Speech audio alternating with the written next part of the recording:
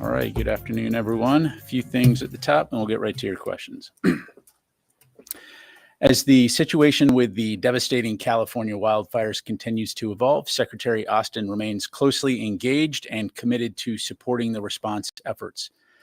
As part of our ongoing support, over 1,800 California National Guardsmen have been activated to assist with fighting efforts, including hand crews, rotary wing aircraft, and military police that are working in support of local law enforcement. Additionally, 8 C-130s equipped with the Modular Airborne Fighting System, or MAFS, are currently on station at Channel Islands Air National Guard Station to support aerial firefighting efforts. Six MAFS missions were flown over the weekend, dropping over 16,000 gallons of fire suppressant, and additional MAFS missions are anticipated for today. Additional assets to include the 10 Navy helicopters with water delivery buckets and 500 active duty Marines from Camp Pendleton are ready to provide support if requested by the lead response agencies. The department remains committed to providing assistance and support to those affected by the wildfires and will continue to work closely with our federal, state, and local partners to respond to this disaster. As we enter the final days of the current administration, let me turn now to Secretary Austin's schedule this week. Later today, Secretary Austin will attend President Biden's foreign policy address at the State Department.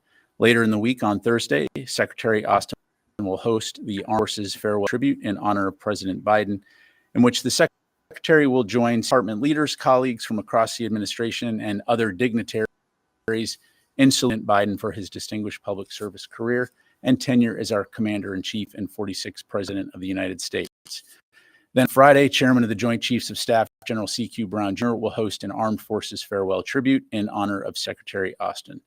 Both farewell tributes will take place at Conmy Hall at Joint Base Meyerson Hall and will be available to stream on defense.gov. And with that, be happy to take your questions. Associated Press, Lita. Thanks, Pat. Can you clarify so these 10 helicopters and the 500 active duty troops are still on standby? They've not been used at all, right? Correct. Is there something else that California is asking for? Are people looking ahead to reconstruction? I mean, it seemed pretty odd that they've been struggling to fight these fires and they haven't used these additional assets. Yeah, well, I won't speak for the state of California. I mean, as you heard me say, they've increased the number of National Guardsmen that have been activated, upwards of 1,800 now. And of course, as Sabrina highlighted on Friday, we are doing everything we can to lean as far forward as we can to be prepared to support the needs of the lead federal agencies. And so, as I'm sure you can appreciate, there are capabilities that California and FEMA are already employing. So these assets are available to be introduced into that mix should they be needed and when they're needed. But you've got to do this in a choreographed way that synchronizes capabilities instead of introduces problems to an already complex situation on the ground. So again, we're going to continue to closely monitor, and as soon as and if those assets are requested, they'll of course be available. The only other thing I'd say too is that, especially with aircraft, being cognizant of wind conditions, and so that also can be a factor that's taken into account. But again, I won't speak for California or FEMA. And then one other quick thing. Can you update us on the transition meetings, et cetera, that are going on in the building? Let's see here. So, I mean, is that even a proper question to ask the military about state affairs? I mean, I think that's a very strange question to ask. I mean, it doesn't seem like the message is being spread about the efforts that have been going on. But listen, are you going to get the military involved in these catastrophes now when FEMA is involved? Is that what's going to happen? Is that going to happen in Florida? Is that going to happen on the East Coast? Is that going to happen on the West Coast when we're talking about climate change? I mean, let's be honest. Prevention is the number one way to avert catastrophe when you're dealing with climate change. And the United States has been struggling with this. because the people seem to be confused about what climate change is. Even when it hits them, they seem to still be, or a large segment of the population still seems to be extremely confused about what climate change is. Now, they had it spelled out to them over 20 years ago. This issue has been coming up. Other nations moved forward when the United States pulled out under Trump from the Paris Climate Accord. Um, it's been like this for a minute, this back and forth. We don't know if climate change is real, but for some reason, it seems like the concept of prevention is not where a large number of voting Americans want to go. They seem to want to go with privatization, hold back, federal fundings, because again, a lot of the infrastructure rollout plan that went through Congress. That wasn't an executive order. That went through Congress, the Senate, and then Biden passed it. Now, keep in mind, the way stuff is going in the U.S., the Supreme Court may have been able to argue against that. I mean, and people might even see this come just because of the stance, just because of the political environment. What if suddenly the Supreme Court says, FEMA or the federal government can't interfere in state issues? What if all of a sudden they lean that way? I think it's a good lesson for the world, because the world is watching. And keep in mind, climate change is affecting the world. It's not just the US. There's been loads of devastating catastrophes that have happened. And the US has even given aid to some nations in respect to climate change. Not the US is not the only nation, but that's a typical response. Aid. That's not just a US thing. That's a thing that all governments pretty much do globally. They, even if no matter what their budget looks like, no matter what, because that's called diplomacy. That's called foreign policy. That's called saying, hey, we recognize your humanitarian catastrophe, right? But ironically enough, when it comes to prevention with climate change, within the U.S. borders, it doesn't seem like the voters want that from the federal government. They want a reaction. They want to be very reactionary. What's going on in California right now is of course they doubled their budget for regarding climate change in terms of fighting the number of personnel that respond to fires. They doubled that under Gavin Newsom. The funding, they doubled that under Gavin Newsom. I mean, they increased it, right? Now, but that's still reactionary. That's not an infrastructure rollout plan by the federal government. Now, what we're seeing is the military is getting involved. And I don't have an issue with the military getting involved, but I just thought this question was very political and not really journalistic. It just seems like they want people to go after Gavin Newsom, just because, hey, that's what folks like to hear in social media. They like to hear it. They want to play the blame game. But keep in mind, the people that are playing the blame game, they're not talking about any type of preventive measures regarding climate change in any part of the United States of America. The people that are blaming Gavin Newsom, these are not people that are really actually interested in real infrastructure integrity when it comes to climate change. And it's really becoming very, very strange. I think it's a new era for the United States. But I think the United States is going to survive, of course. A lot of people are going to struggle, of course, because that's what you do when these things happen. When you're reactionary, you get hit harder than if you were progressive and in terms of the climate change initiatives. The United States hasn't really been progressive. It's been kind of like 50% when it could have been the leader in it. Donald Trump didn't want that. He didn't want the United States to be the leader in climate change.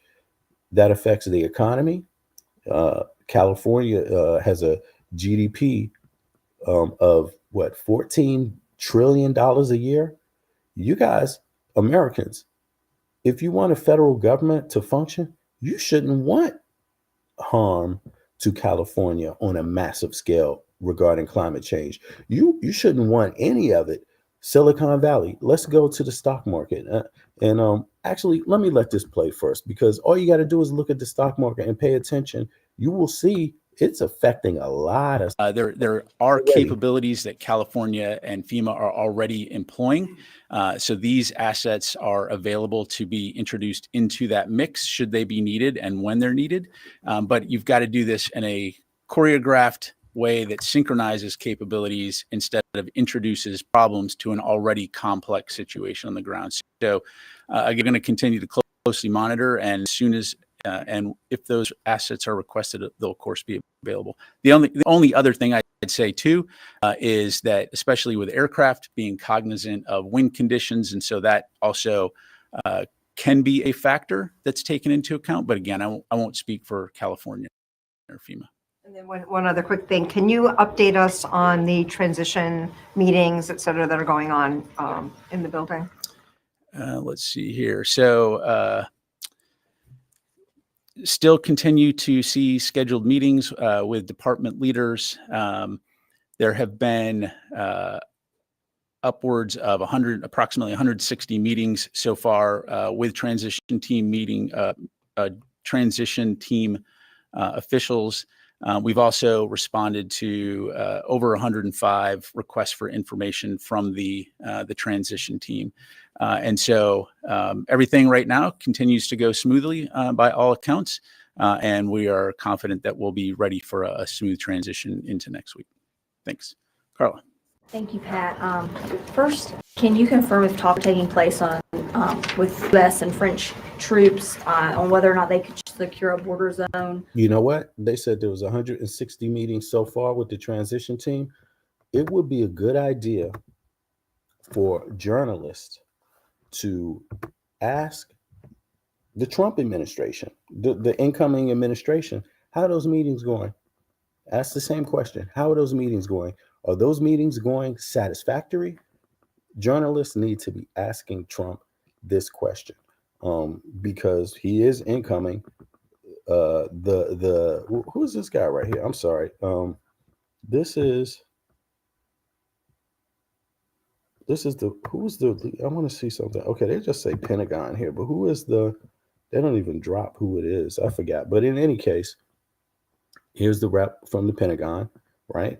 And I guess it's a secretary, something like that, or I'm sorry if I if I didn't get it right. But in any case, he just said they've had 160 meetings. And the question was, how is it going? He says it's going smoothly. To me, the natural question is, if you have conspiracy theories out there, right? Trump has already said, the incoming team, it wasn't going smoothly for him, regarding Biden and coming into the White House, right? So the natural question to me is, what about the military? How did those meetings go? Are they a calamity, just like Trump says the other meetings are with the Biden administration? I would want to know that myself. I'm sure every rational, reasonable human being would want to know that. Why? Because obviously Trump has issued threats all over, all over the place in many directions, inside the U.S. threatening behavior, internationally threatening behavior, but he says it's going smooth. So let's see if the press presses Trump on this. Up in northern Syria as an effort to defuse kind of the tensions between What's up, Donnie? Turkey and the Kurds. Yeah, I mean, I've seen the press reporting. Carl, what I would tell you is that U.S. forces in Syria right now remained focused on the defeat ISIS mission. I'm not aware of any potential change in mission at this time. Of course, as it relates to the SDF in Turkey, we continue to encourage de-escalation that will lead to a complete cessation of hostilities for all the reasons that we've talked about before. We don't want to see a resurgence of ISIS, and we don't want to see a situation in which the detainment facilities that are holding ISIS members are somehow impacted and enabling them to either escape or, again, resurge. Completely different topic.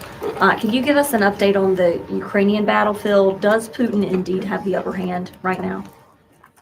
Well, what we're seeing on the battlefield is that, especially in the East, Russia has made some incremental gains. Of course, it's very tough fighting, as well as in the Kursk region as well. But when you talk about the upper hand, of course, tactically, again, other than those incremental gains, what you're seeing strategically is that Russia has not achieved any of its strategic objectives it set for itself almost 3 years ago. And then finally, since I didn't hear this at the top, or have there been any additions to security for inauguration, or does everything that was announced last week, does that still stand? Yeah, I don't have any updates on that. I would refer you to the joint task force that's managing that. You go to Idris. Just on Ukraine really quick, are there any more PDAs expected over the next week or are you pretty much done with PDAs? I don't have anything to announce from the podium. And then just more broadly, given that it's his last week in office, has the secretary had time to reflect on sort of the past 4 years, and what does he believe his legacy is in this job that he's had for 4 years? Yeah, thanks, Idris. I mean, as you heard the secretary talk about when he was out at the Reagan National Defense Forum, both this nation and the department have faced some national security challenges over the last 4 years. I mean, you've had the coercion and the bullying from the People's Republic of China.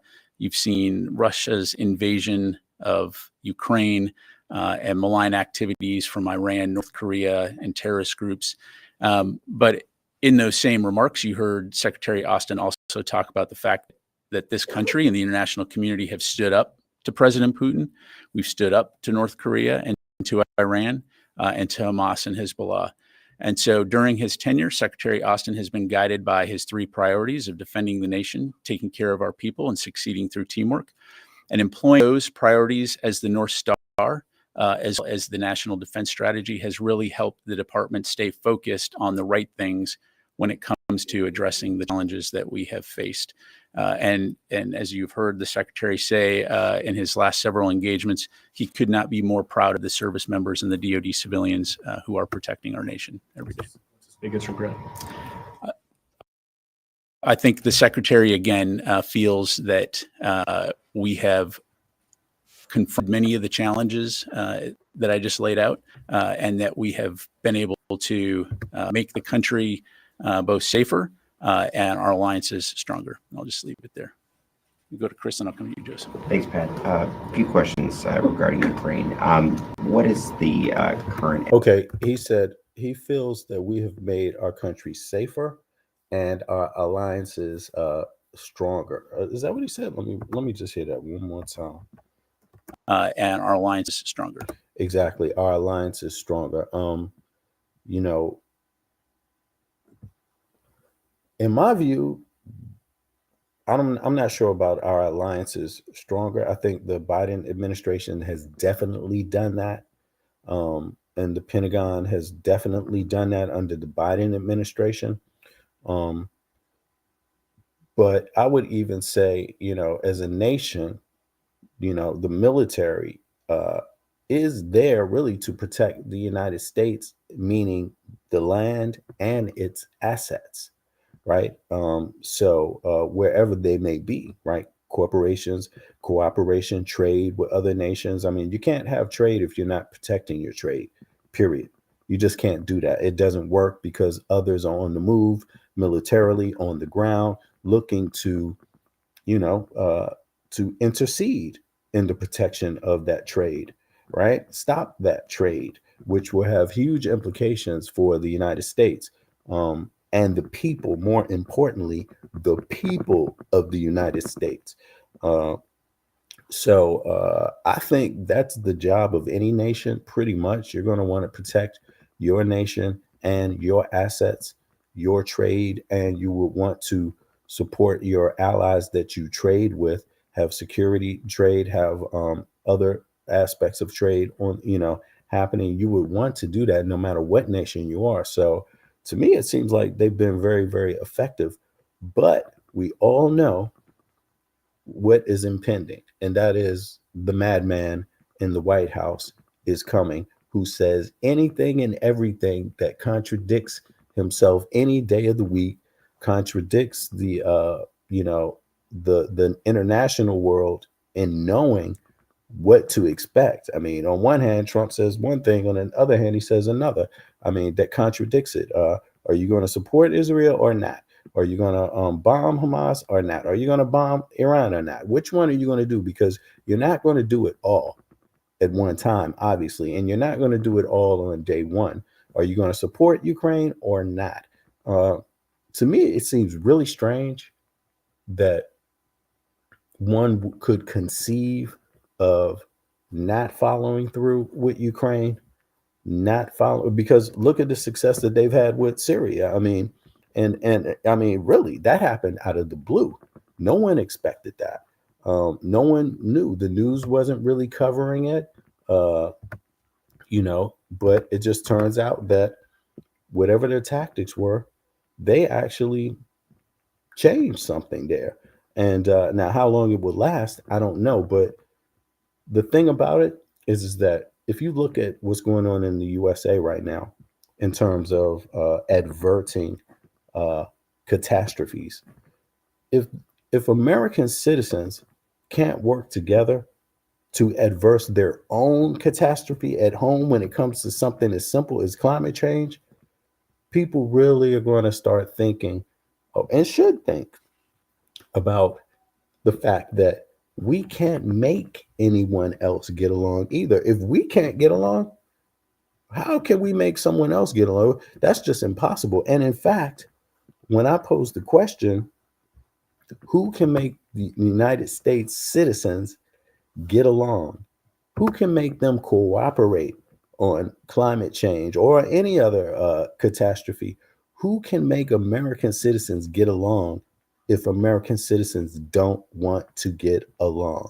Who can make American citizens care for each other, work together on things that affect the multitude, the masses of people? Who can make? No one can make the United States do that.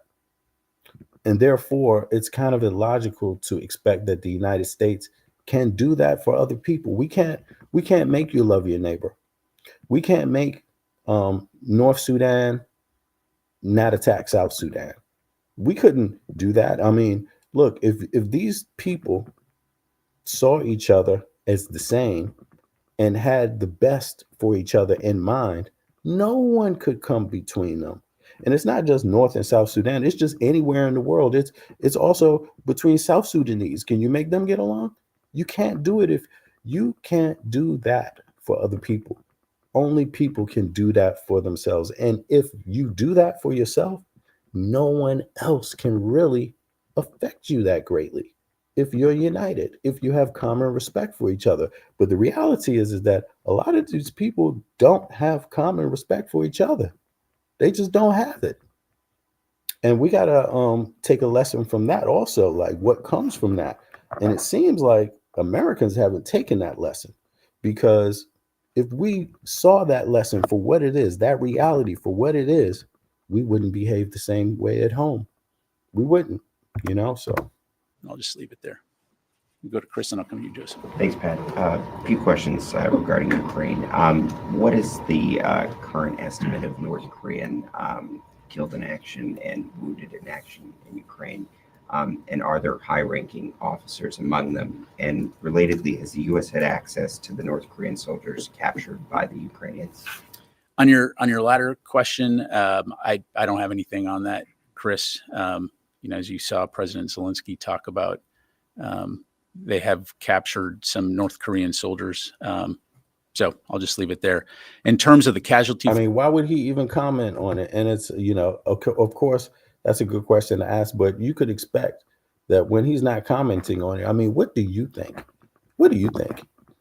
Let me know what you think. Do you think the American government has gotten any information pertaining to the North Korean soldiers captured by the Ukrainian military? Do you think, I mean, don't you think automatically they would be sharing that information? But don't you also think that automatically um, the military is not going to just reveal that information to you? I mean, figures. I don't have a specific casualty number to provide you other than they act we are like aware that you're just supposed to, you know, tell everybody what you're doing, what you think, how things are going, what your next move is, what you found out. What did you find out about it? Let me know. Let me just ask you that. Can you tell the world what happened, what that was all about, what you find out, any secrets? Did you find out any secrets that could, you know, change the you know, the direction of the war? Tell us right now. What'd you find out? And by the way, tell Russia and the rest of the world too, so they can have a leg up on the conflict. I mean, is it me or is it just the journalism ain't really that deep right now, man? I don't know. you know, more than 1,000 casualties on the battlefield. To my knowledge, that does include a wide range of ranks, to include some senior officers, but I don't have any more specifics than that. Just a big picture question. Yeah, Donnie. Why wasn't the DoD able to spend all the PDA authorization for Ukraine? Well, again, these are authorities, and you're going to look at balancing readiness, replenishment, but these are authorities, not necessarily the funds, right? So that authority will get passed to the next administration, and it'll be their call on whether they will choose to expend or that authority to expend those funds. Thank you, Joseph. Thanks. One on Yemen, another on Iraq. Also, going forward, what's the secretary going to recommend to the incoming administration in terms of the campaign to deter the Houthis? It's been about, I think, a year since the U.S. stood up this coalition to get the Houthis to stop these attacks.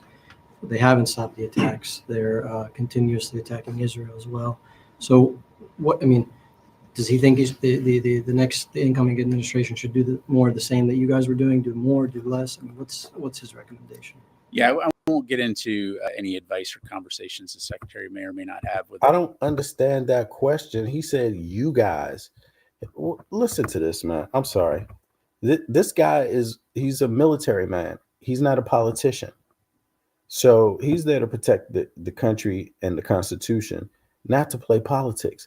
But listen to this As well. So, coalition to get the Houthis to stop these attacks. They haven't stopped the attacks. They're continuously attacking Israel as well. So, does he think the next incoming administration should do more of the same that you guys were doing? Do more? Do less? I mean, you hear that? See, the journalist conflated this man with being the Biden administration. When he says, "You guys," is the next administration going to do what you guys were doing? Listen to this. Continuously attacking Israel as well. So, does he think the next incoming administration should do more of the same that you guys were doing? Do more? Do less? I mean, what's his recommendation? Who's you guys? Who's you guys? I'm really curious about that. There is no you guys, because that's the separation of power. There is no you guys. That's the military. They have a job. And then you have the politicians. They have a completely different job. And it's just, even if you have appointees, they have a completely different job. The appointees do not direct the military. That's the thing about it. So, it just seems weird, like they don't understand what the role of the military is in giving security advice, because they're on the ground. You can't give political advice to the military, because politicians are not on the front line. They're not on the aircraft carriers. They're not down there in the tanks. They're not down there with other members of the service that are on the ground, maybe defending different targets and things like this. So, it's to me, I don't get it. Is it just me? Is it just me? Yeah, I won't get into any advice or conversations the secretary may or may not have with the incoming administration. I mean, clearly we've been focused Yeah, exactly. How is he? How is he supposed to do that? And why do they keep doubling down on these kind of questions that he can't? It's just irrational to even go there. Military people are not politicians. They don't have the same job. Focused on degrading and disrupting their capability.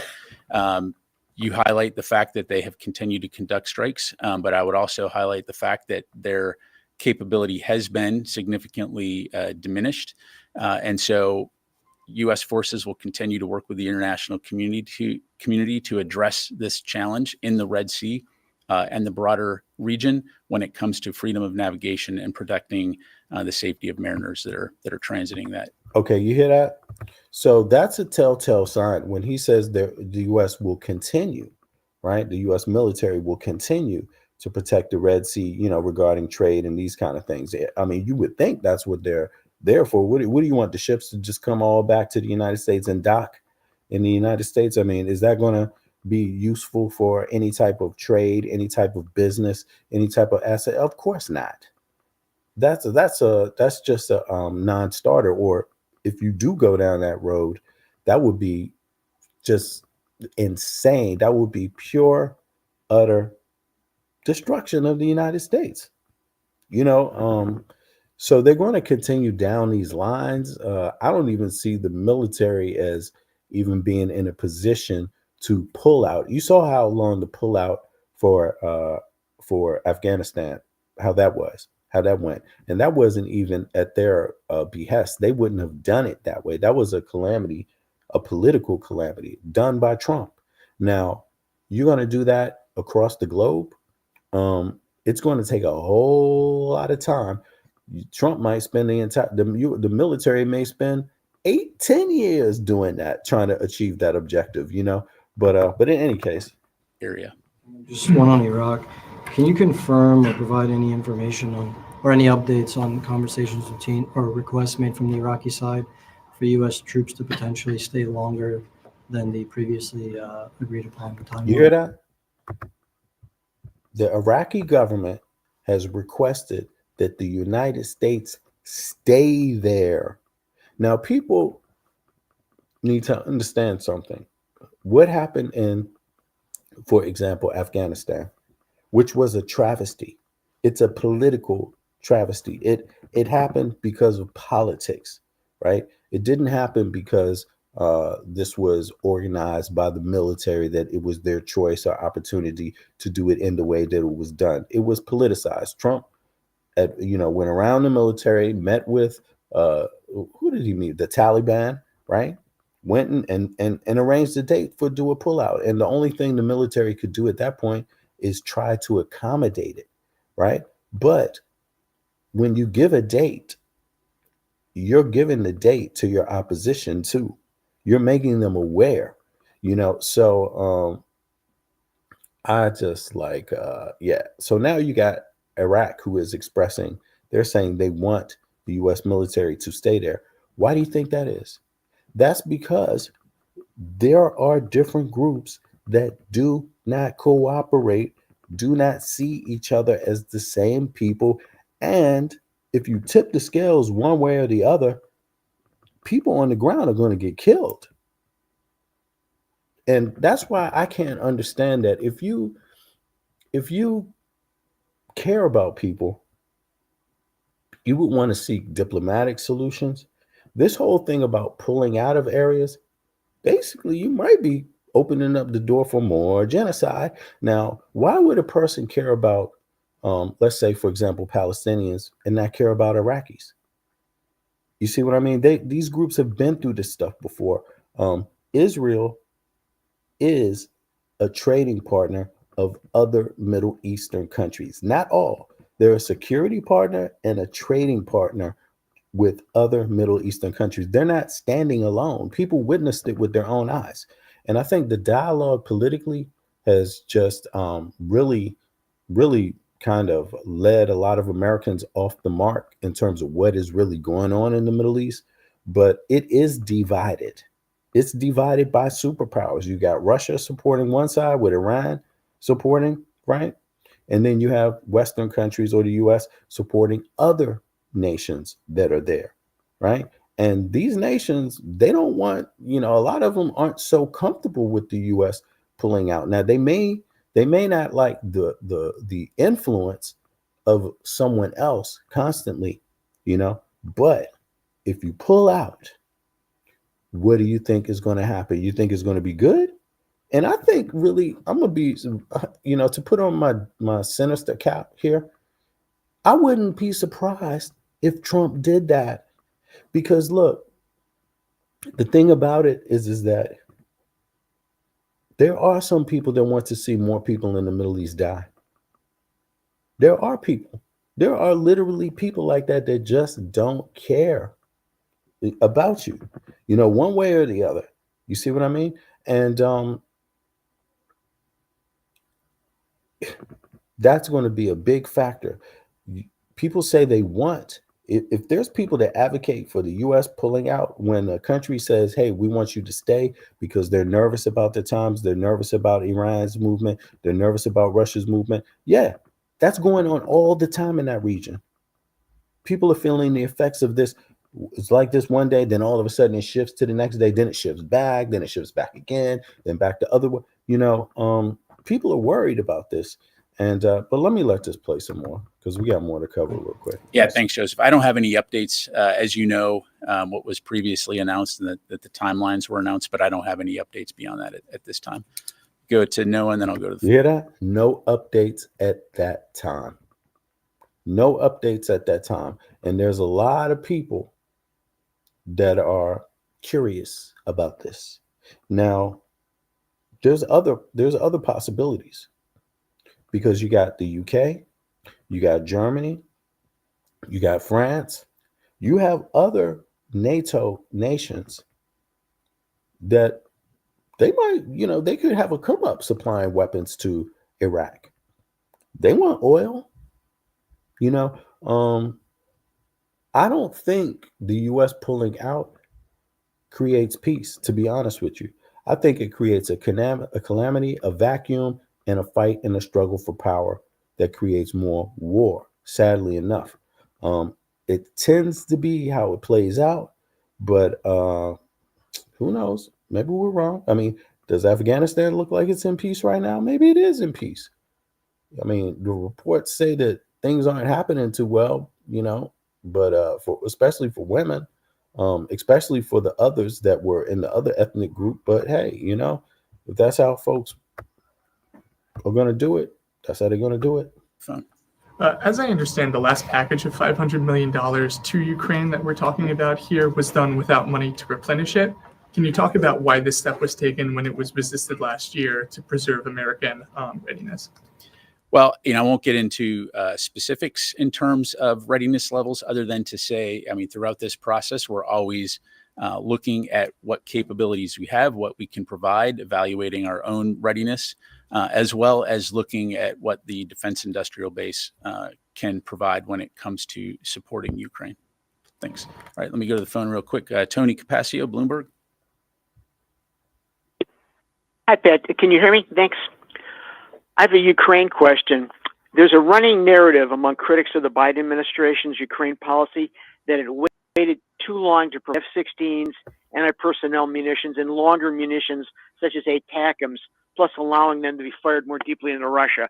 Now, I'm realizing this is largely a White House policy question, but from a strictly military standpoint, Pat, did a consensus emerge in the DoD kind of JS Joint Staff debates you sat in on that providing those weapons sooner could have possibly shifted the conflict in Ukraine's favor? Yeah, thanks, Tony. I think it's important to remember how we got here in the first place. And if you go back to February of 2022, President Putin's strategic objective was to eliminate Ukraine as a country, and that's still clearly his objective. But nearly 3 years later, the fact is that he has failed to achieve any of his strategic objectives. Ukraine is still a free country, and importantly, it is still a country. NATO is, of course, bigger now and stronger. And Russia, when it comes to a lot of the strategic variables, to include the manpower that it is committed to this fight, and many of the other factors, including its defense industrial base, have all been weakened. And so since the very beginning of this conflict, the United States, and in particular, the Ukraine Defense Contact Group, have worked very, very hard to help Ukraine win this war. Last week, as Secretary Austin met with some 50 different leaders from nations around the world, he highlighted what we have done to support Ukraine. And if you just allow me to recount here, more than 200 million artillery rounds, more than 20,000 rockets. We've provided Ukraine with air defense systems and missiles to defend its skies, its cities, and its citizens. We've been working to support Ukraine's drone industry, and we've surged other critical capabilities to include HIMARS, ground combat vehicles, javelins, and more. Part of this process has been to ensure that we're in daily contact with the Ukrainians to understand what their needs are, and we have rushed security assistance at historic speeds. And as the battlefield has evolved, that support has evolved. And if you think about the kinds of capabilities that we're providing, and you mentioned F-16s, the high-tech nature of that capability and the sustainment and maintenance required makes it an imperative to ensure that we're not just paying lip service and providing that equipment and that capability, but also the training, support, and sustainment that goes with it so that they can actually use it on the battlefield. And so the last thing I'd say on this is Secretary Austin has said many times that there is no silver bullet. It's how you combine all these capabilities together in order to be effective on the battlefield. And I'll just conclude with saying again, Ukraine is still standing. They're still fighting. And Russia has not achieved the objective that it set out to accomplish 3 years ago.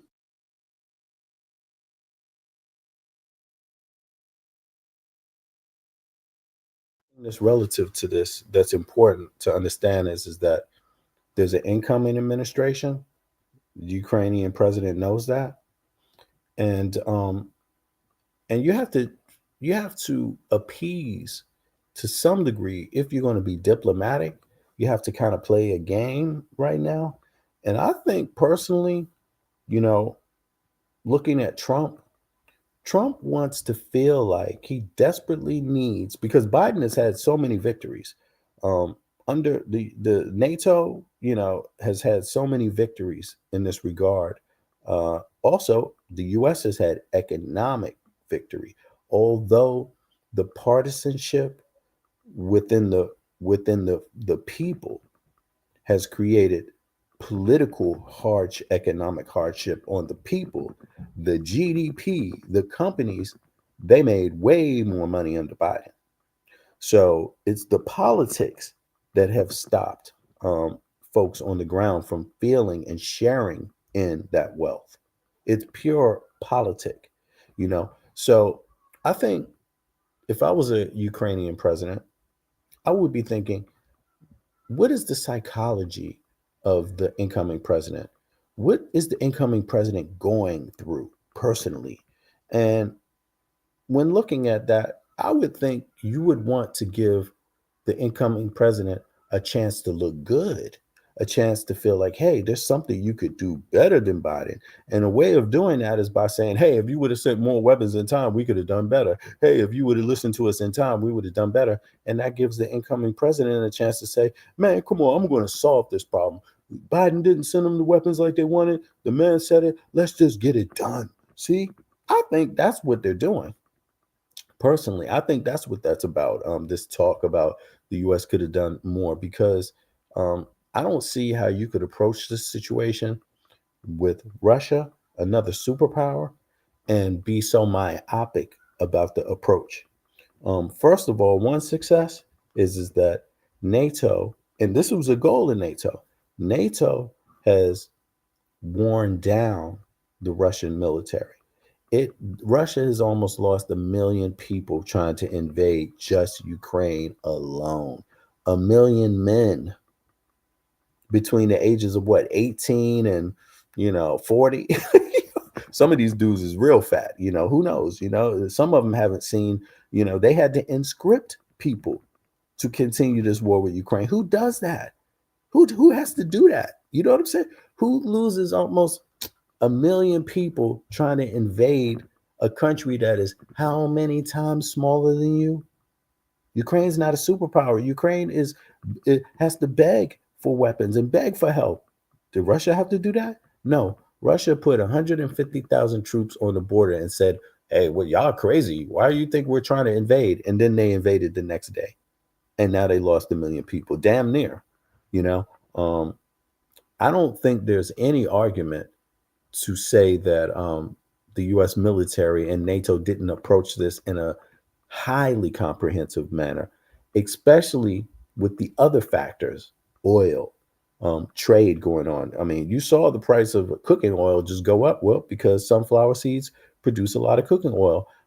There's other things. You saw things happen just because certain certain types of yeast and but you know people not yeast but crops that people make bread out of, a lot of it was coming out of Ukraine going to other parts of the world, third world countries, also Africa. You saw that shut down. There's a lot of factors that you got to think about, and this idea that you could done better, I think it's just bait for Trump to continue. And I think if you appease Trump's ego and you rub his ego and you rub it and you rub it and you rub it and you throw a little money his way, I'm pretty sure he will do it. That's coupled with the fact that sooner or later, these reports by Jack Smith are going to come out. And just like the ones with Giuliani, it shows Giuliani was a nasty old man. He's a nasty old man. All the things they have, when you find out what you just read some of the court records with Giuliani, some of the accusations about him, they even have some of it on camera. I mean, Trump is likely to be very similar to that. These reports that are coming out, and even worse. And they're not announcing it on the news, but that's what I suspect. The corrupt nature of Trump will be revealed to the public. And I think once that is revealed, Trump is going to need something to show that he's good. And I think it also disables whatever Russia has over Trump's head. I mean, hey, once everybody knows you're a nasty old man, what does it matter what you got on Trump's head, right? Everybody knows Trump is corrupt. So what are you going to release? Russia some information that Trump is a corrupt, nasty man? It kind of neutralizes that. You see what I mean? So I think there's an inroad for Trump to kind of prove that he's a better military strategist than Biden. I think that's what that is about. You know, I think the Ukrainian president is just being wise in saying that and leaving some room for Trump to do better. Thank you. Jennifer. General Ryder, I'd like to get your assessment of the new OD&I assessment of the Havana syndrome cases that was released Friday. Back in September, there were DOD members who were affected by what they believe was a Havana syndrome style attack. There have been whistleblowers from the DIA. Does the secretary think that there needs to be more investigation into whether a foreign adversary is behind these attacks in light of the new evidence that two intelligence agencies have presented that a foreign adversary may have developed a weapon that could be responsible for this kind of injury? Yeah, Jennifer, I don't have anything specific to pass along other than be on guard. And I don't think they're going to say much about it. But, you know, I hope you heard what they're talking about. They're talking about Havana syndrome refers to a set of unexplained medical symptoms first reported by the U.S. and Canadian diplomats in Havana, Cuba, starting in the late 2016. Affected individuals have experienced symptoms such as ear pain, dizziness, headaches, cognitive difficulties. The origins of these symptoms have been the subject of extensive investigation and debate. In March 2023, a report by the U.S. Office of the Director of National Intelligence concluded that it was very unlikely a foreign adversary was responsible for the incidents, suggesting instead that environmental factors, undiagnosed medical conditions, and stress could explain the reported symptoms. However, more recent developments indicate a shift in that perspective. In December 2024, a House Intelligence Subcommittee released an interim report suggesting that the foreign adversary is increasingly likely behind the mysterious ailments, criticizing early assessments that dismiss the possibility of deliberate attack. So they're saying they changed their mind. Now they believe it's highly likely that it has something to do with a foreign nation attack. Additionally, a bipartisan state intelligence committee reported on December 2024, December 2024, criticized the CIA's response to the Havana syndrome, highlighting obstacles faced by the affected individuals in receiving timely and adequate care. These conflicting assessments underscore the ongoing complexity and controversy surrounding the Havana syndrome. While initial investigations lean towards non-adversarial explanations, recent reports have reopened the possibility of foreign involvement, indicating that the true cause of these incidents remains unresolved. I mean, and who do you have coming in that Trump is trying to suggest should be the director of this, the health department or something like this? I mean, it's a guy who don't even believe in vaccines.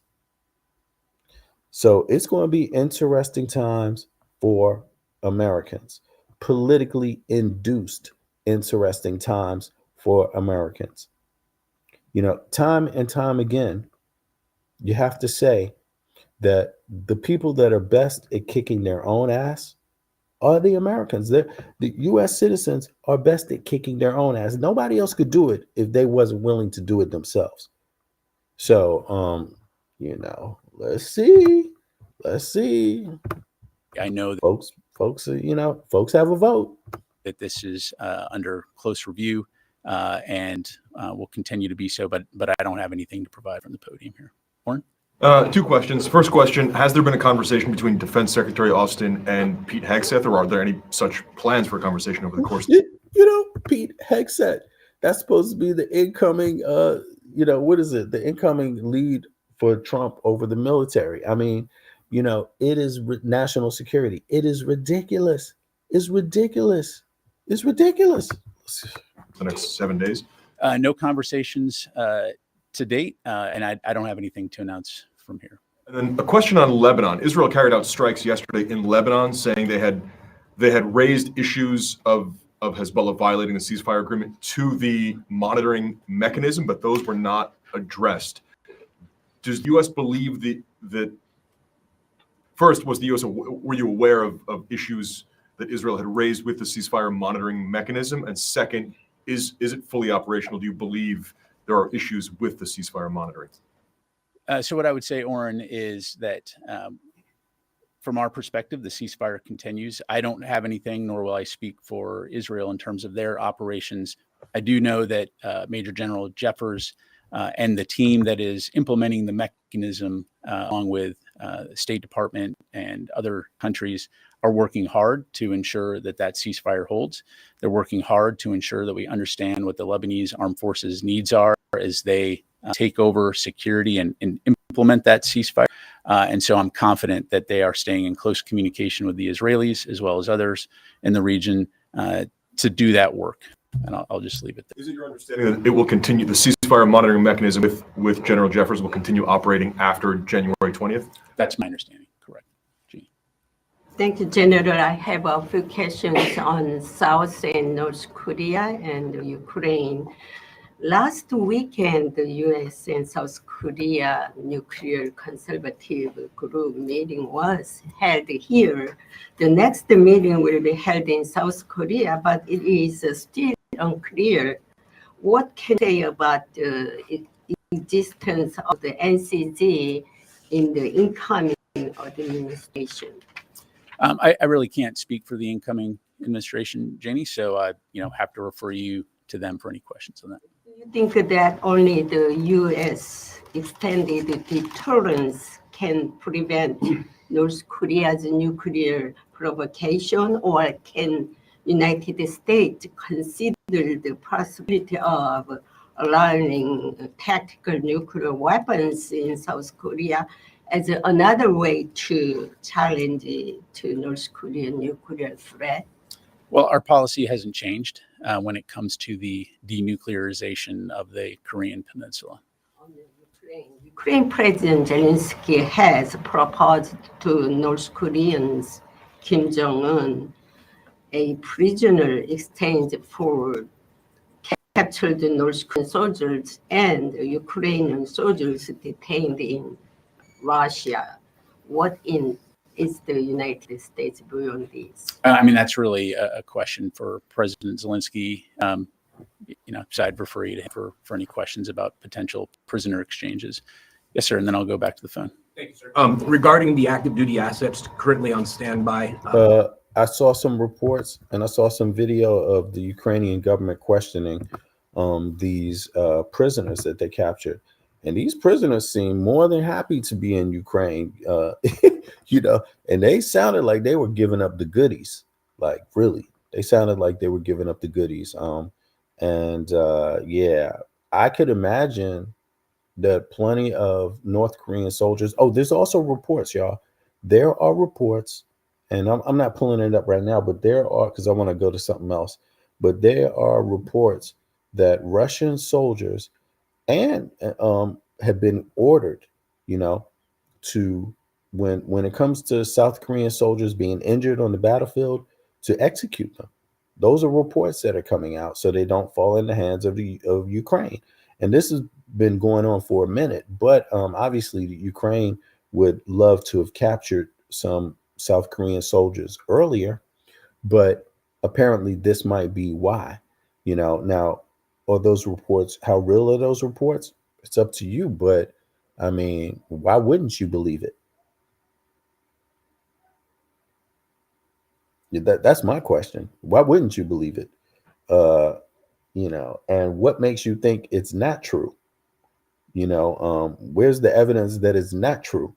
I'm just saying, in my view, North Korean soldiers, the life of a North Korean soldier in Ukraine fighting for Russia, or, probably has zero value, zero life value. Your life is nothing. If a Russian soldier's life, how many people they have lost trying to invade Ukraine? It's already a rough situation. And then you bring in North Korean soldiers who pretty much have really hard lives, untrained, really, because where are you really doing any combat? Where's your combat going? And where's your combat training? You know what I mean? It's almost non-existent. They just threw them out there. And that's the difference between the rollout of NATO and the rollout of Russia and the rollout of North Korea.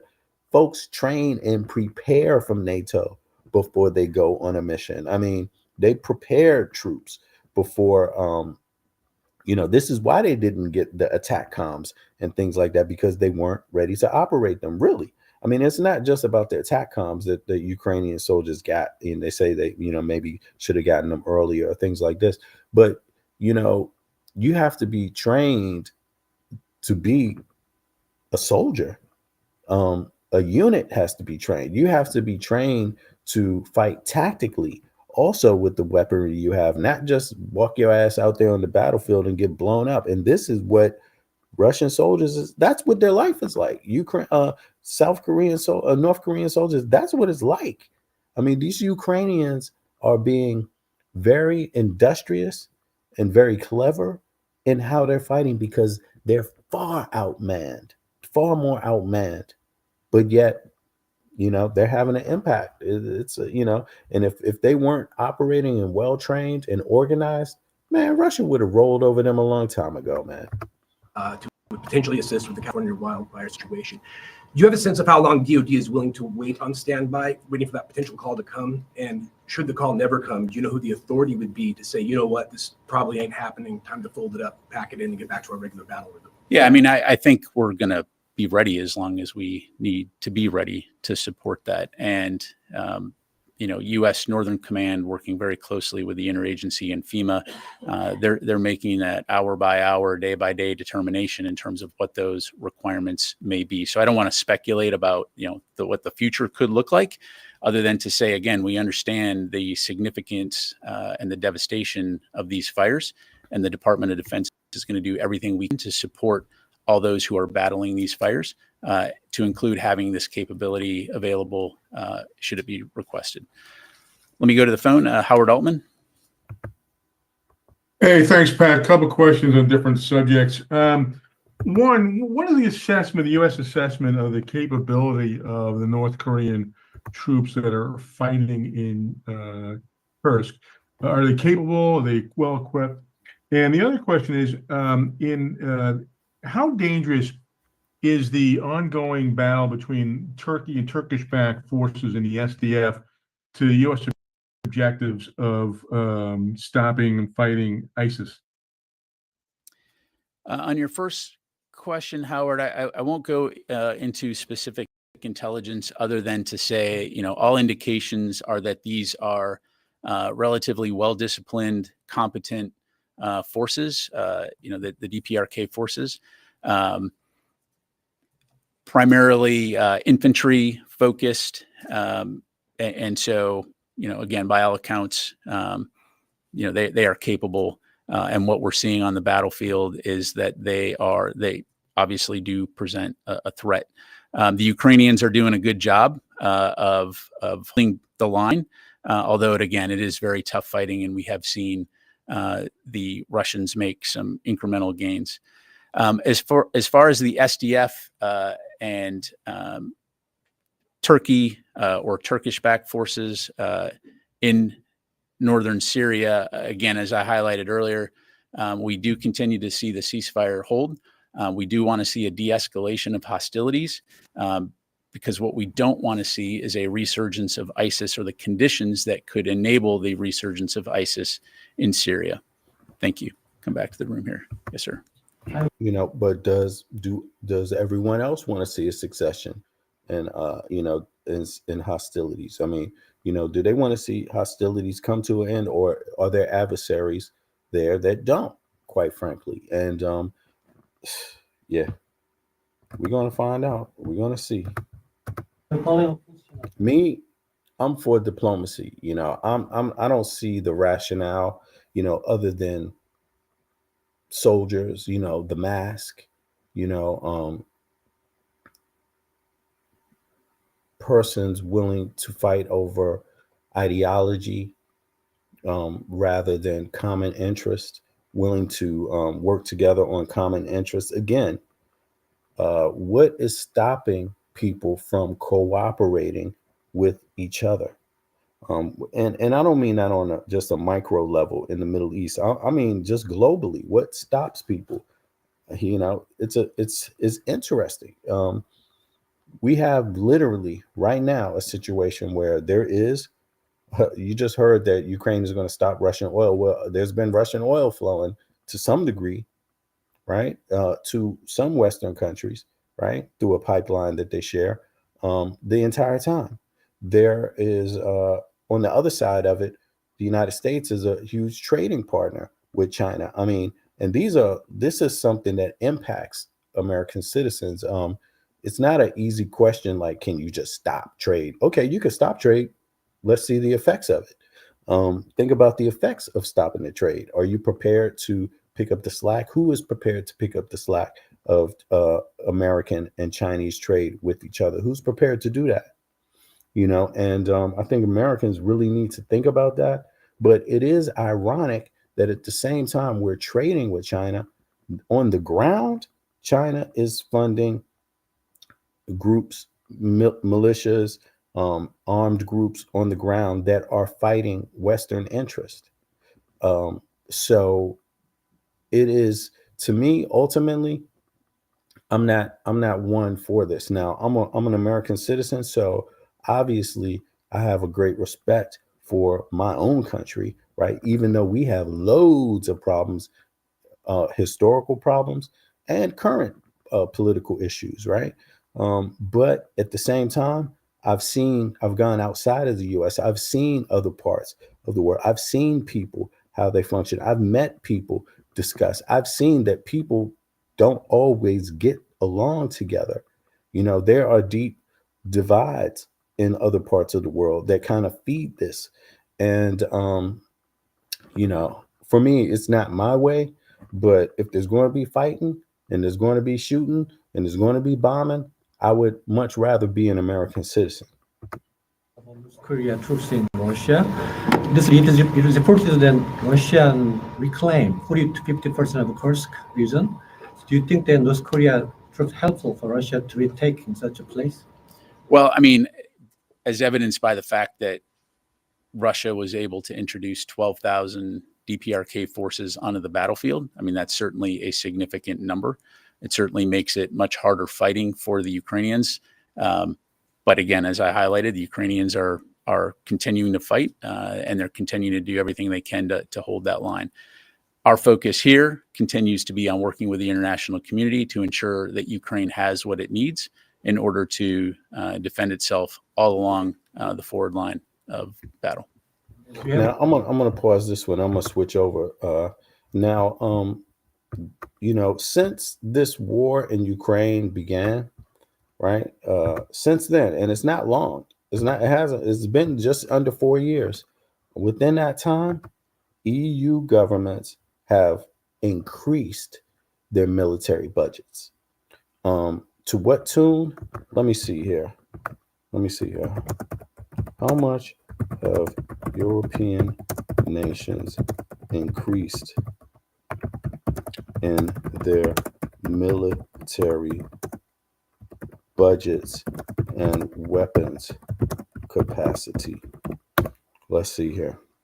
This is a domino effect. It's not something that you could just say, oh yeah, well, the United States is pulling out. Oh, well, that's how it's going to end, folks. No, things continue.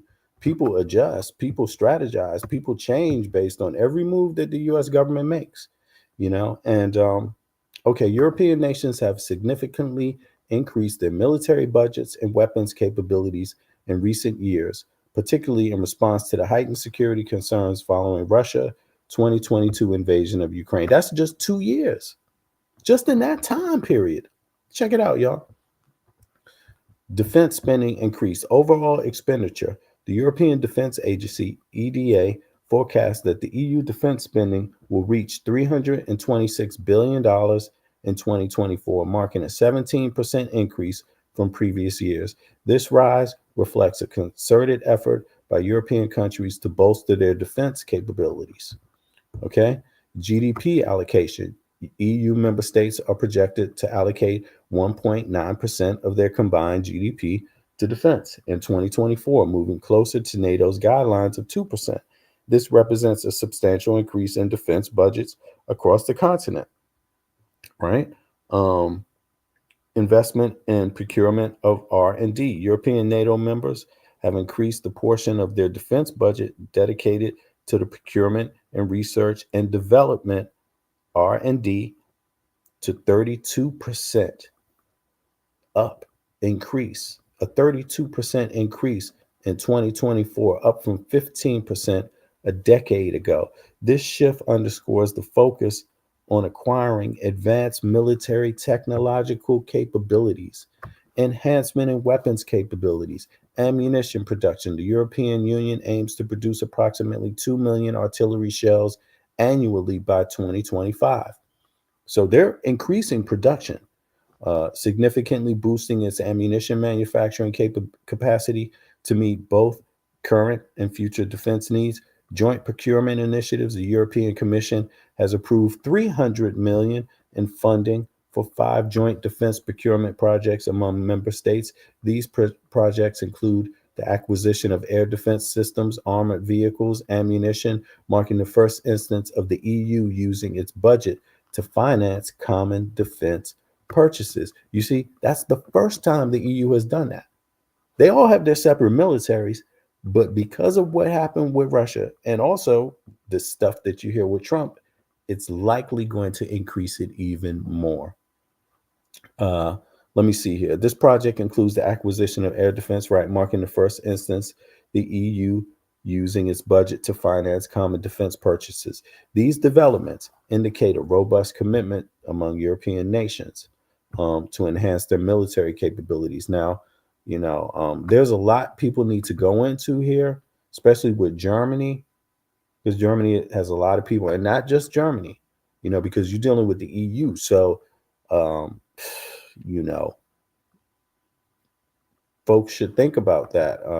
They're not waiting around for the United States to make a decision about if they're going to cooperate with NATO or not. They're not waiting for that. I mean, EU citizens aren't up for that. They're not into war. They're not really trying to go in that direction. But let's be honest, folks are willing to. Folks are definitely willing to, even within some inflation. They're willing to. I mean, and we're going to find out how much that continues. But let me switch this over here and hear a bit of what Malcolm Nance got to say here. Let me know if y'all can hear this. Because I've won all these cases. Nobody's ever won so many cases as I have against the Justice Department. I mean, Jack Smith had cases all over the place. People were being subpoenaed. Lives were being ruined. They were spending everything they had, money. We were helping them out. We had to. They were subpoenaing people that had no idea what they were even talking about. That's a sick group of people. And it was all to influence the election. It was all a fight against a political opponent. We've never had that in this country. We have had that in certain countries. We've had that in third-tier countries. We've had that in banana republics, but we've never had that in a place like the United States. I don't even know if it's been on a small level. I'm sure it has been on a small level, but this was the largest level ever. They brought this moron out of The Hague. Okay, here you go. You're hearing Trump complain about the investigations when he took the top secret files out to the tune of thousands, hundreds of boxes. I don't even know how many damn boxes full of documents, and he's complaining about an investigation. He's complaining about the fact that he invited people to Mar-a-Lago to discuss what's in these top secret things. And yes, any security, if you did that, if Trump was the president and you did that under his watch, right, someone else, I would hope that he wouldn't want that. You see what I mean? I would hope that, right? He didn't want that. He didn't want Biden having any he was all for Biden being prosecuted or investigated for having a top secret file or something like that in one of his homes, or something to that matter, a file, right? That's normal to want to know what the heck is going on. Trump, he says he was cooperating, but it seemed like he might call that cooperation, but he damn sure seemed like he was doing the exact opposite, He's a mean guy. He's a mean, nasty guy. His picture was perfect because you look at his picture, you say, that's a bad guy with his robe, his purple robe. And he executes people. He shouldn't be allowed to execute people because he'll execute everybody. He's a nut job. Yeah, you retweeted, yes, Trump's thing. Who was Trump talking about executions, man? More people got executed under Trump's thing than it ever had been in the last 30 years in the United States, 40 years, 50 years, maybe. Who knows? But he broke a record with federal executions, Trump. About invading, taking Greenland, whatever. Ron said, I'm beginning to think he might be psychotic. And someone else, Stephanie Kennedy, said. All right, this is Malcolm Nance. Malcolm Nance was actually on the ground early in Ukraine. I guess he's a consultant, military consultant. And of course, yes, he's a military guy, intelligence guy. That's been his experience. And let's hear. Trump's psychosis began long ago. More disturbing, Americans actually voted for a psychopath whose horrifying disconnection from reality and extreme delusions are leading us all into profound levels of danger. Alzheimer's can cause psychosis. Trump's father suffered terribly from the disease. Right. That was the thing I was struck by yesterday, Malcolm, is beyond going, oh my God, I can't believe we're doing this again. Watching this 70 minutes of whatever is the fact that he clearly has deteriorated. And he's not even in office yet. And you know what? Part of the problem is us. I've had this discussion on this show several times about meta-narrative framing, how we communicate about him. If you believe this, that he is a 78-year-old deranged psychopath, please start calling him a 78-year-old deranged psychopath, and that his ideas are insane. Not that they are unfeasible, not that they are, will run into obstacles. Say it as it is. He won the presidency saying crazy things And people are out there believing, well, he says it like it is. How come we, as the opposition, as the resistance, don't have the ability to say these things out loud? And here's another thing I'm going to complain about. A lot of people have moved to Blue Sky. A lot of people are still transitioning from X or Threads. Retweet. Oh, right, folks. If you don't know about Blue Sky, I suggest you get an account over there.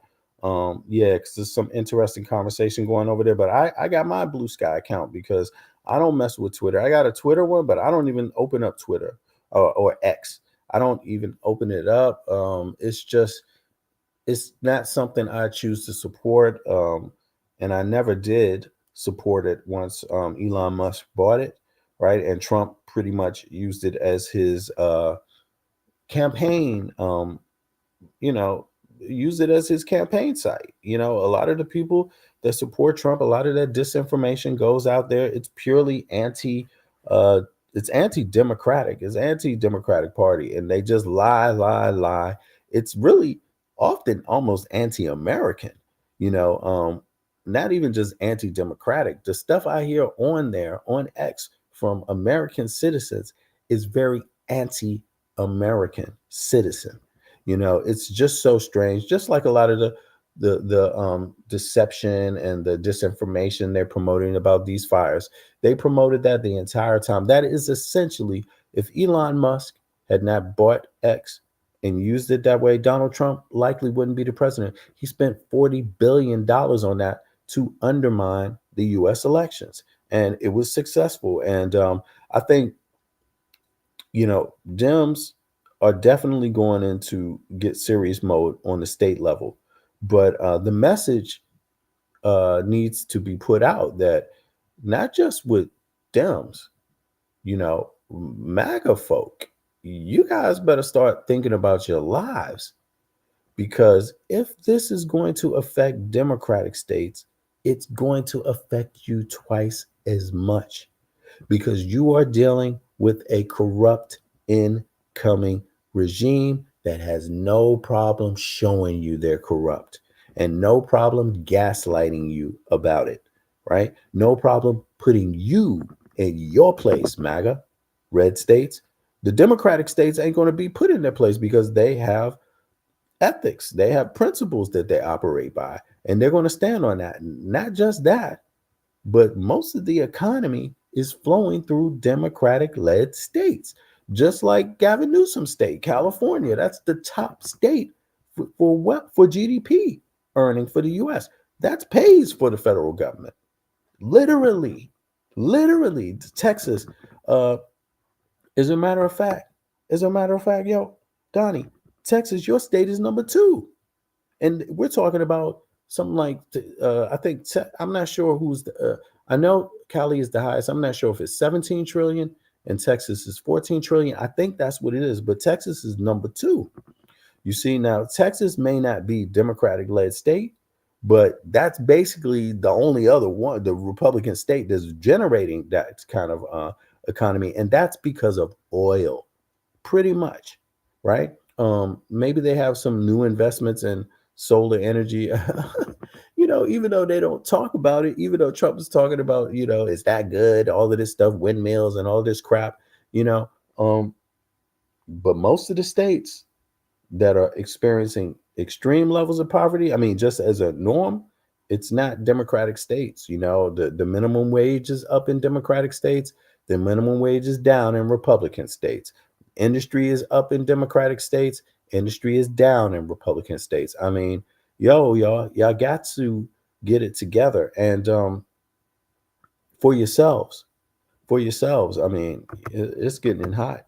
Tweet people like Stephanie Kennedy when she puts things like this out. Yeah. She only has a couple of hundred retweets on something that is obvious. Yeah. You must start using these platforms as the weapon that they use them as. Yeah. And they're not, look, it's not an echo chamber. We are disseminating information that they are about to dominate our entire infosphere with the billionaires that have decided they are going to make money off of them, even if it means we invade 3 countries that are allies, that we become the Russia of the Western Hemisphere. Exactly. The media outlets are more concerned with views. So they don't want to stop disinformation because disinformation has viewership. If I would, I mean, right now you can't even turn on any social media without just instantly seeing lies being told about California fires, and also a lot of disinformation about a lot of things. Now, let's go back. They have controlled the conversation about the Israeli Gaza conflict and the Palestinian conflict. Now, I myself, I empathize with both groups, right? Although I'm not Israeli and I'm not Palestinian, that's not where I live. You start where you live, right? But I do empathize. I know plenty of Palestinians. I don't know plenty of Israelis myself, but I know a few. I met a few, right? But here's the thing. If you know anything about Palestinians, it's not just Gaza. It's also the West Bank. These are two different groups led by they have two different leaderships. The West Bank, pretty much has said this for a while, that they don't want Iran interfering in their politics. In Gaza, the group said the opposite. They want to fight. And in my mind, I would never suggest that they do what they did. I would never suggest that. I'm not even saying it was the Palestinians in Gaza that did it. I'm saying it's Hamas and Hezbollah. That's not necessarily Palestinian representation. You see, that's not necessarily that. Now, completely just that. You see what I mean? That's an extra additive. Now, in my mind, I see it as a suicide mission to attack Israel with weapons, to invade, to do what they did. I saw that instantly as a suicide mission. Anybody with their eyes open understood that Israel was not going to hold back. Everybody knows. Just research it. Find out the veto power on the Security Council. Find out, go and research yourself. Find out how many times accusations of genocide on Earth have been vetoed by the group that has been accused of being part of it. Find that out. You got Russia that has vetoed accusations of genocide. You got China that has vetoed accusations of genocide, and you have the U.S. that has, and I believe a couple others. This is a serious calamity, a serious international calamity. It's not something to play toy soldier with. Genocides are happening, and it's really not cool. And in my mind, my advice would be, people, if you have something in common with each other, stay away from the fighting. Stay away from the weaponry. Don't just take a weapon up against your own neighbor. And that goes for everybody. That goes for Israel. That goes for Palestinians. That goes for anybody on earth. Don't do that. That's not the way to go. It's not the way to go. It's not safe for you and your kids when you do that. It has been proven. Keep in mind, U.S. still trading with China. U.S. there is some trade still. There's still oil leaving Russia. Don't you all get it? But if you don't, you don't. This fear.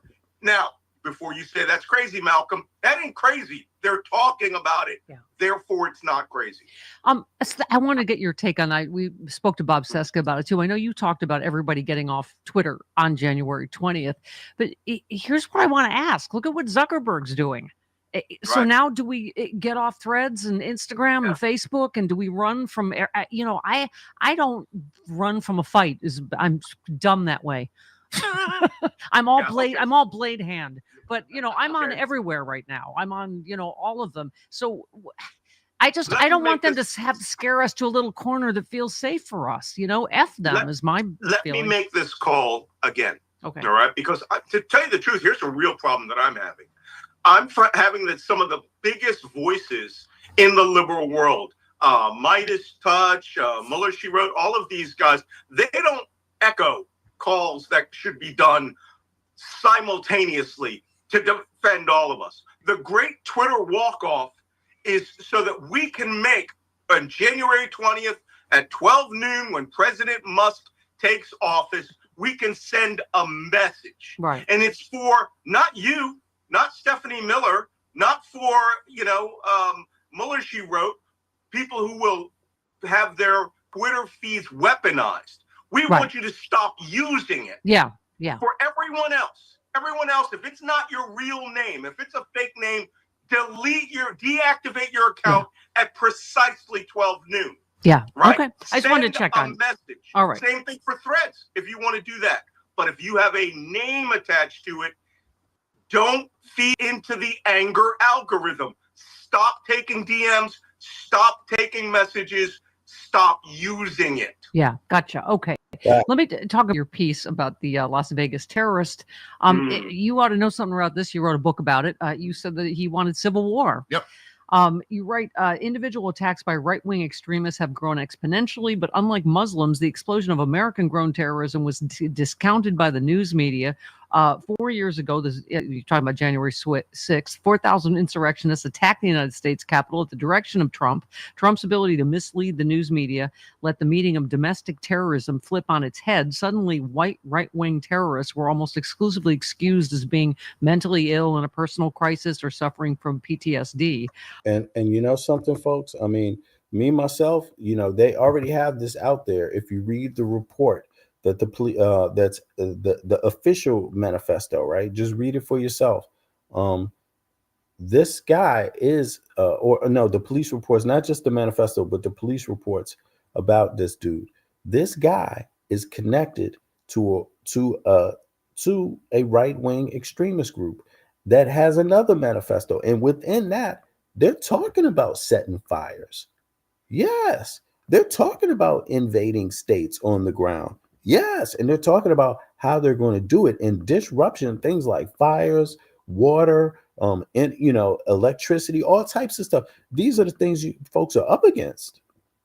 These are the things folks are up against. So I don't know if it's what's going on right now is like a quiet tactic. I do believe that the federal government right now is investigating any possibility of any type of terror, homeland terrorist, home group setting these fires off. But folks may never find that out. Who knows? Trump is coming into power. He might suppress any investigations that could be ongoing. And I don't think when you investigate, you necessarily telegraph either. But, to me, it seems like a no-brainer. Folks should be worried about domestic terrorism and homegrown terrorism right about now. And why we should just believe that this person is PTSD? No, he could articulate his views even when he had PSTD, right? So even if he was traumatized, he expressed his views to which make it known that this guy was a part of something else. Whether that is what was going on when he did that attack, I mean, why wouldn't you believe that? Whether it's connected to other attacks, whether there will be more attacks, why would these groups? They've been covert the whole time in attacking. They did January 6th. That didn't begin January 6th. The organization of it. No, a lot of that started, covertly years before, right? So why would you think that the other groups aren't operating covertly? Why would you think that instantly? Why would you jump to the conclusion that no, it can't be that. It couldn't be organized like that. I'm just saying, to me, it seems like there's something else going on regarding that. And it's concerning, but once again, a good deal of Americans did not come out to vote and put Donald Trump down. A large percentage didn't vote. 30% didn't even vote at all. So hey, I mean, I don't know. To me, it seems very, very, very inflicted all of this. And again, no one else could really do this to Americans if Americans wouldn't participate in it. And you just were talking about the letters written by the Las Vegas terrorist clearly show his attack on Trump International was deliberate terrorism. He was a terrorist. We should not refer to the incident as anything other than a terrorist attack. And by the way, echoed almost exactly the January 6th terrorist talking points. We got to kill all the Democrats in Washington. His whole could have been a Steve Bannon Fox News talking point list, right? Absolutely. Look, he wrote 2 letters, and was he disturbed? Yes. Did he have a family crisis? Yes. Yeah. Was he obviously suffering from mental incapacity in some direction? Yes. But he was very clear about what he was doing. He said the only way to get the attention of the news media was to create a spectacle and to have a death. So he sacrificed himself on the altar of Elon Musk and Donald Trump, whom, by the way, Elon Musk, Trump, and Robert F. Kennedy Jr., he admired and put into his letter that they were the salvation of the nation. It was MAGA terror. The altar of Elon Musk and Donald Trump, whom, by the way, Elon Musk, Trump, and Robert F. Kennedy Jr., he admired and put into his letter that they were the salvation of the nation. It was MAGA terror. It was MAGA terrorism, is what it was. It was MAGA terrorism. It was a terrorist attack. To me, you hear Malcolm Nance is saying it was MAGA terrorism, and Malcolm Nance is a security agent. On the highest level, he's a consultant too, but his training and background is in security, right? And on the highest level. And so for me, I just think to me, it seems painfully obvious that this type of attack was done to encourage more attacks. That's what it seems like to me, but let's go. The individual was a terrorist to the 7 people that he wounded in that attack, other than shooting himself in the head. They were victims of a terrorist attack. News media is not saying this. Yeah. Just because you served honorably and you were a Special Forces Master Sergeant, same rank as me, E8, that does not mean if you go and you blow up a truck bomb, right? No matter if it was low magnitude or low order or high order explosives, you blew up a truck bomb to create a political point. And his point was he called on members of the armed forces, veterans, military, and law enforcement to besiege Washington this week and purge it of Democrats in the military and government, and wanted truckers to create a blockade all around the city. That's what the attack was about. Yep. Not about. Folks need to hear that again. And why is Malcolm Nance is saying this, right? He's got more experience in security in these types of investigations, in these types of groups than most of the folks on CNN, any of the talking heads on, in news media. I just really, really, really am wondering what's up with that. But I agree 100%. And it is irresponsible for news media to not just say it like it is. Just what Malcolm Nance said. Here. All around the city. That's what the attack was about. Yep. Purge it of. And his point was, right, no matter if it was low magnitude or low order or high order explosives, you blew up a truck bomb to create a political point. And his point was, he called on members of the armed forces, veterans, military, and law enforcement to besiege Washington this week. And that man that blew up that truck in his communications called for people to besiege Washington, D.C. this week. And I believe it's the week of the week of the Trump coming in, or no, not the Trump coming in.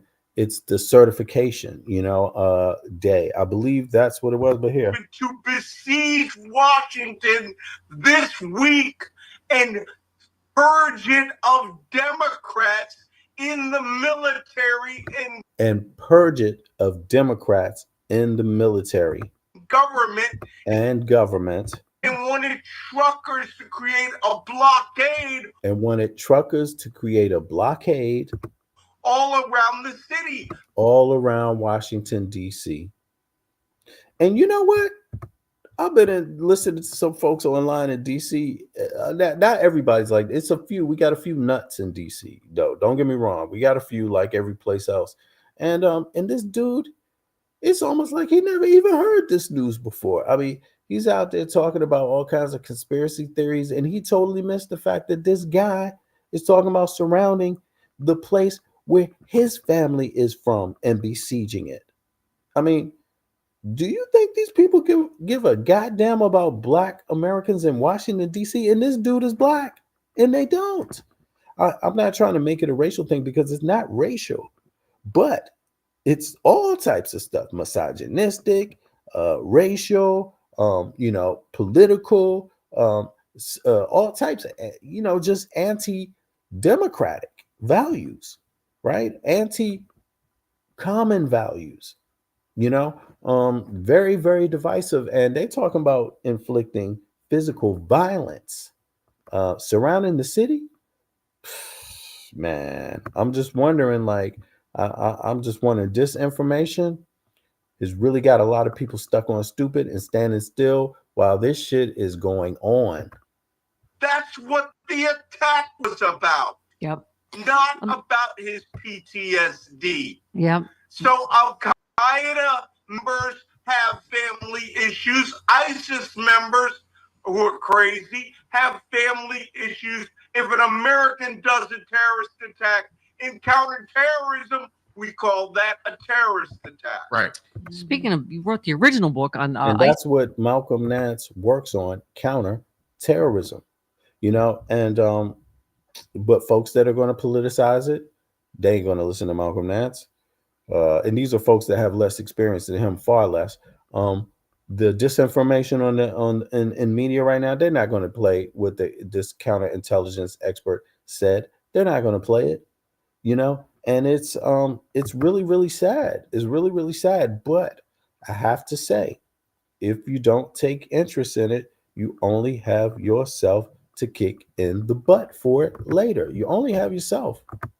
Speaking of terrorism, I got a couple more things I got to get your take on. So the Pentagon said Monday it had transferred 11 Yemeni men to Oman this week after holding them for more than 2 decades without charge in Guantanamo. The Biden administration in its final weeks, it was the latest push by them to clear Gitmo of the last remaining detainees who were never charged with a crime. My concern always is like people that, we detained that didn't do any, that didn't commit a crime. I was like, well, they weren't terrorists, but now they might be after we tortured them and held them without charge for 2 decades. I mean, what's your take on this? Well, they're going to be under Omani control. Oman's relatively good at this. My problem is that as ridiculous as it sounds, we've just cleared out 20 spaces for what? Trump to use Guantanamo Bay to hold American citizens in some future, some future Gestapo-like gulag, which is not beyond these people to use at this. My problem is that as ridiculous as it sounds, we've just cleared out 20 spaces for what? Trump to use Guantanamo Bay to hold American citizens in some future, some future Gestapo-like gulag. And folks have to be concerned. This is what I don't understand. Why wouldn't folks be very, very concerned about that? No matter who you are, why wouldn't you be concerned about that? Making space. Yeah. What can I say? It's terrible. Which is not beyond these people. Yeah. Okay, when they talk about Kash Patel and Tulsi, I have to say, and I've never really, I don't say this often. I've said it before. I mean, privately and things like that. But Thank God I live in Denmark, as an American citizen. I've been here almost 20 years now, roughly. Thank God. Thank God my kids are here, literally. Thank God I'm here. And I don't say that often because, I have my own personal belief about, higher powers and things like that, which is just not even interesting. I believe treat people how you want to be treated. I believe in trying to do good even when others don't seem so happy. You see what I mean? But I also believe in raising my kids. I also believe in cooperative sharing when it comes to healthcare. I'm very proud of my country, where I come from also, but there's some things we could learn from Denmark and Danes and how they do cooperatives in terms of healthcare, education, housing, and while it is a capitalistic country. Denmark is a capitalistic democracy, and it has one man, one vote. And this is what the people voted for. And I really wish Americans could get on time with that notion, because, the U.S. could even be stronger, way stronger, if it understood and implemented some of these cooperative things that other capitalistic democratic nations like Denmark have done, and they're doing it because they want their people to survive. That's why they're doing it. It's very logical. It's very understanding. If you have a health crisis, if you have another COVID, if you have any kind of disease, any kind of sickness, just being able to go to this doctor and get a diagnosis, it's going to prevent your neighbor from getting sick. It's going to prevent all types of things, yourself from getting sick, your family members from getting more sick. I mean, what's up with this, And it is the richest country on earth, the highest GDP on earth. Even when Trump comes into the picture and might drag the economy down, it will still be able to have enough money to do these things if they wanted to, if people voted for it, if they wanted to share some of the wealth, if the people wanted some of the wealth to circulate around their way. They don't have to keep it, but let it circulate. And that's what cooperatives are all about. Let it reach as many people as possible before it comes back home. Folks are just at a loss for understanding that right now in the U.S. I mean, the majority of the voters are. Gabbard in the head of law enforcement and intelligence in the United States. Good God. Good. I And really by can't the way, believe we're anywhere near where we are. yeah, they're trying to delay this. The Democrats, her hearing. Senator Warner pointed out the committee has not yet received her FBI background check, ethics disclosure, pre-hearing questionnaire. I mean, you got an incoming administration, and folks don't even know who the hell is going to do what. It's the 13th. It's 7 days left. This is ridiculous. Let me just check one more thing before I chime out here. I'm gonna let this play, but let's just see here. She is almost. He came out of a meeting with her, and he said, "I went in with a lot of questions. I've still got a lot of questions." Okay. Yeah. All And right. let me just say, Tom Cotton said, after the terrorist attacks on New Year's Eve and New Year's Day, it's sad to see Senator Warner and the Democrats playing politics with America's safety and our national security. Look, here's my problem. I know Mark Elias says that we, the Democratic Party, and should create an opposition. I believe we should have a resistance, because if opposition speaks like that, I have questions about Tulsi Gabbard. Why is the Democratic Party senior leadership not going, that woman's crazy? Don't let her near U.S. intelligence. Do not do it. We will block everything to save this nation's security. Nope. Everyone wants that be genteel, be the cooling saucer cup to have a nice discussion about this. I'm sorry. We need to move our politicians to start being active and vocal and not radical, reasonable. Yeah, Right? agreed. Tulsi Gabbard's the radical one. That's what we need to do the contrast. Donald Trump has the ability to appoint 4,000 political positions, but 1,300 of them require Senate confirmation. And you obviously could see that's way behind. Look, January 16th, Scott Turner, Lee Zeldin, Pam Bundy, Scott Bissett. Let me see. Let me read this off. The administration has the authority to fill approximately 4,000 political positions with about 1,300 required Senate confirmation. The Senate has scheduled hearings for several cabinet nominees. They schedule hearings, look, Tuesday the 14th, that's tomorrow. Doug Collins, Pete Hegseth, and Doug Berger. Wednesday the 15th, Christine Noem, Pam Bondi, Sean Duffy, John Radcliffe, Marco Rubio, Chris Wright, Russell Vought, and then Thursday, Scott Turner, that's the 16th, Scott Turner, Lee Zeldin, Pam Bundy, and Scott Bissett. I mean, the confirmation process involves thorough vetting, including the background checks and Senate hearings, which can extend over several weeks or months. Given the recent commencements of these hearings, it is anticipated that confirmations will proceed in the coming weeks. What?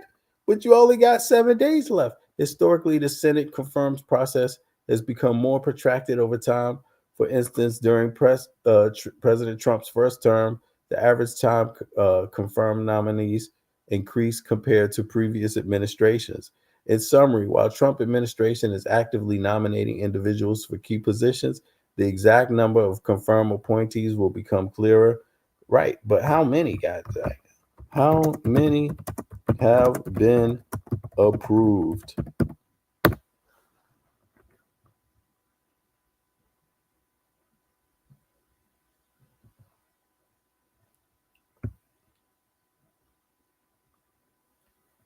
Have any been approved? I think one or two. That's it out of 1,300. Anyway, folks, yeah, let me drop this.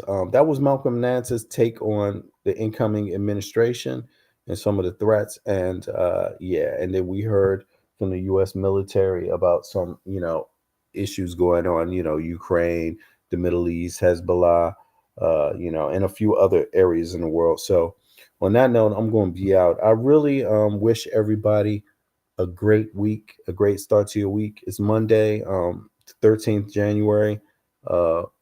Yeah, it's going to be, crazy. I can't even say exciting this week. It's going to be crazy. And sadly enough, but again, this is apparently what my fellow Americans that vote want. They want it this way. This is apparently how they want their days to go, the people that vote.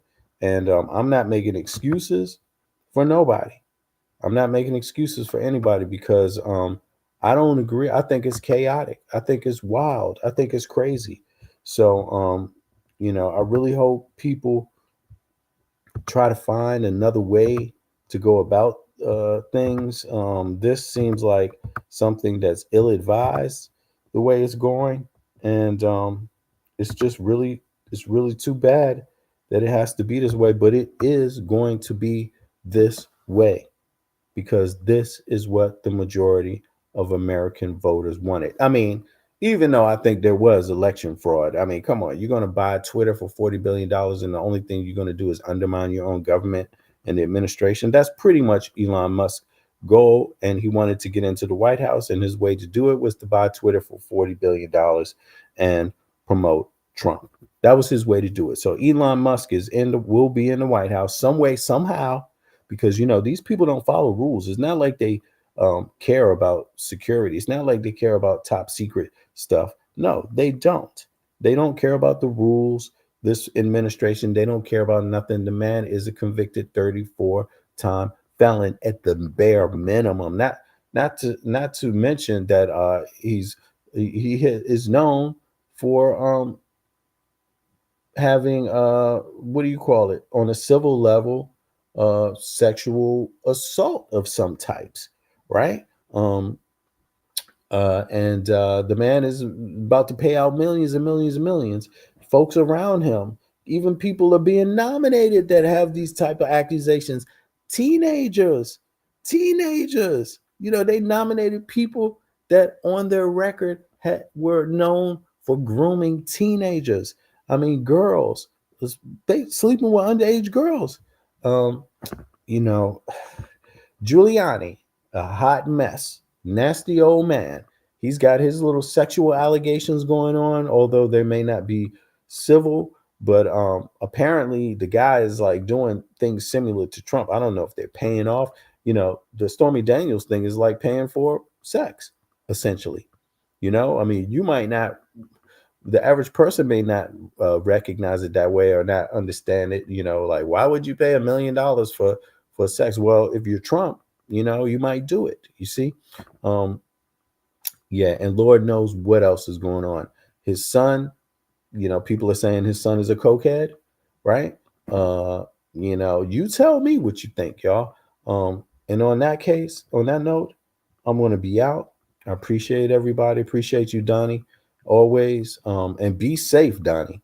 Be safe, brother. And I know you are, but to everybody out there, love me fruit. Where are you at, sister? Do a wellness check.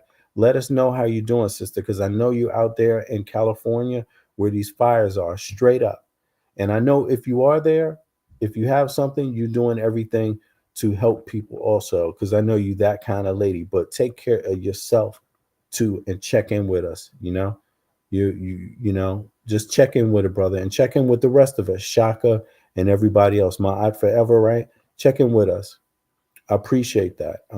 Appreciate y'all. Peace. I'm gonna be out, and I'm gonna catch up with y'all soon. I hope nothing blows up.